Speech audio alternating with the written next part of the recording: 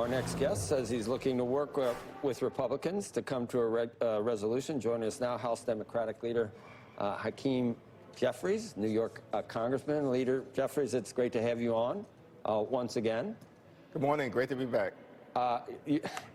These are some of the same players from when you got all those votes. If I were you, I'd add up all those to 15 times a majority. You had like thousands of votes when it finally came down. That would be correct, right? Yeah. So we saw... Apparently 3,000.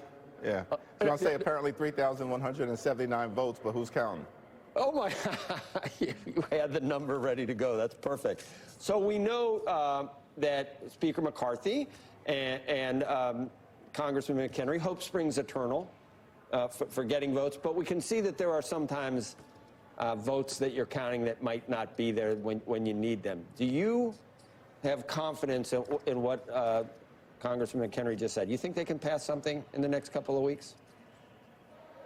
Well, that remains to be seen. Right now, all we have is a speech and talking points, but we haven't seen a legislative proposal.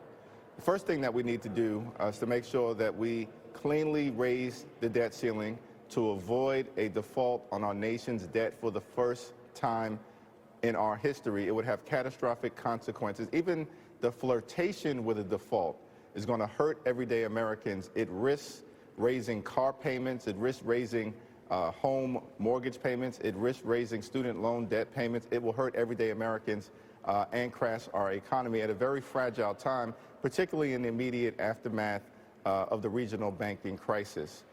We will have a conversation about the types of future investments that we should be making in the health, the safety, and the economic well-being of the American people, but it should be done through a budget process and through the appropriations process, not in a hostage-taking situation.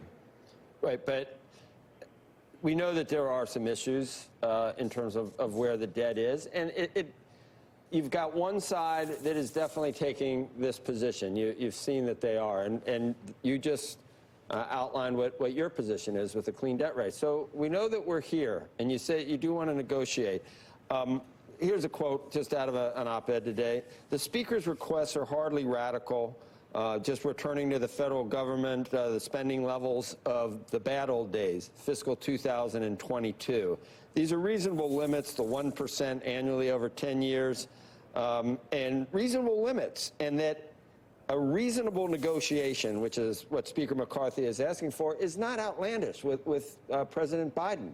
It wouldn't be crazy just to talk, just to see if there's something we can do for both parties, for the United States, for the American people, to try to talk about how to do this, when one side is definitely wants to do it that way.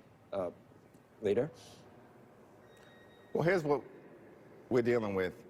I think Ronald Reagan, Donald Trump in 2019, Paul Ryan, the former Speaker of the House, have all made clear that when it comes to raising the debt ceiling, we shouldn't have partisanship, we shouldn't have showmanship, we shouldn't have gamesmanship, because the debt ceiling is not a forward-looking vehicle. It has nothing to do with authorizing spending into the future. The debt ceiling relates to paying bills that the Congress has already incurred.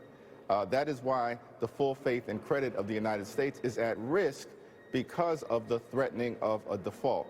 Separate and apart from the debt ceiling, which should be cleanly raised, we did it 3 times without fanfare during the Trump administration, and House Democrats helped to do that each and every time without engaging in a hostage-taking situation, though we may have disagreed with some of President Trump's spending priorities. Certainly we did fiercely disagree with some of his tax policies, which exploded the deficit and didn't benefit everyday Americans. But on the debt ceiling, we recognized that we needed to be responsible. And all we're asking extreme MAGA Republicans in the House right now is not to hold the economy hostage, but to be responsible. We can have a discussion about the budget. There's a process for that. President Biden released his budget. The House Republican budget is still in the witness protection program, Joe. Unfortunately, it's hiding. It's missing in action. No one has seen it. It's not on the House floor. It hasn't even been introduced. But we can have that discussion once the Republicans are willing to show the American people their plan. I guess leadership on both sides has members that they need to try to satisfy for them to move forward. So we know that Speaker McCarthy is going to try to introduce this bill. If there is a bill, and if they do manage to get a majority, they need, I guess, nearly every Republican to vote for it. And there's a couple of things in there that they send over to the Senate, but an offer to raise the debt limit for a year. Would you, at that point, think that the Senate, if the Senate changes a few things, is there anything that could come back that Speaker McCarthy wants that you'd be okay with? Just saying, whether it's the COVID relief funds that haven't been spent, or, I mean, anything there where both sides can say we got something out of this, or it's just clean debt ceiling or nothing. Because if it goes that way, you can maybe push the Republicans to that brinkmanship, but that's not good for anyone. Well, we're in total agreement with President Reagan's position, with Donald Trump's position, and Paul Ryan's position that there should be no brinksmanship when it relates to the debt ceiling. Now, some of the things that the Republican majority is demanding that all of us pass in order to raise the debt ceiling for a year and then be back at this gamesmanship in April or May of next year, which makes no sense. We need certainty in the economy so people can function, so industry can function, so business leaders can make decisions outside of the context of the hostage-taking situation. So even the offer to raise the debt ceiling for a year, I think, is irresponsible. But separate and apart from that, some of the things that are being attached, for instance, are that we pass the so-called H.R. 1 Republican bill, which is a partisan bill that puts polluters over people. That makes no sense. That's a legislative item, and there's a legislative process to have a discussion about what is the right thing to do for the American people.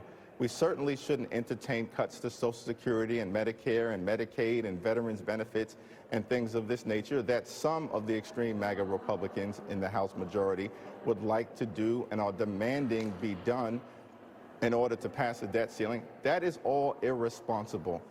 And I think that the right thing to do is for us to make sure we protect the full faith and credit of the United States of America, particularly during a fragile time for our economy.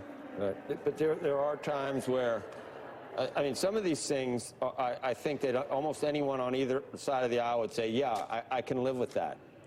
And if it gives us the opportunity to, you know, just by accident, actually do something good in the debt ceiling negotiation, I don't know why you can't at least, maybe President Biden should show the leadership to just enter into negotiations, as he said he would 75 days ago, and hasn't. Well, President Biden has shown extraordinary leadership. He produced a budget. He produced a budget over a year ago. It's in the public domain. The American people can evaluate it. It wasn't a serious budget. No, Joe. Joe. It's a serious budget that will do several things. One, it will protect and strengthen Social Security and Medicare. The American people care about that issue. That's a serious proposal. It will invest in building an economy that works for everyday Americans from the middle out and the ground up, continue to drive down costs for the American people, it's not going to go anywhere. That's all I meant. It doesn't have a chance of passing the House. That's the thing. Well, listen, it's our responsibility to present our ideas to the American people so we can have a serious discussion. President Biden's budget also reduces the deficit by over $3 trillion. We don't have a Republican budget to even have a conversation about, Joe, and that's the problem. Well, that's the two sides. That's in a nutshell. I mean, there's a lot of tax increases that aren't going to fly with Republicans. I don't see how, when both sides are so intractable and entrenched, that it just, you know, we're out here just thinking, how is this ever going to fix itself? But Congressman, we always appreciate having you on Squawk Box to have these discussions. I think we make some progress occasionally. It's grindingly, but we do. We appreciate it today. We're going to work. We're going to work it out. We're going to work it out, Joe. I hope so. I think so. Just like we just said.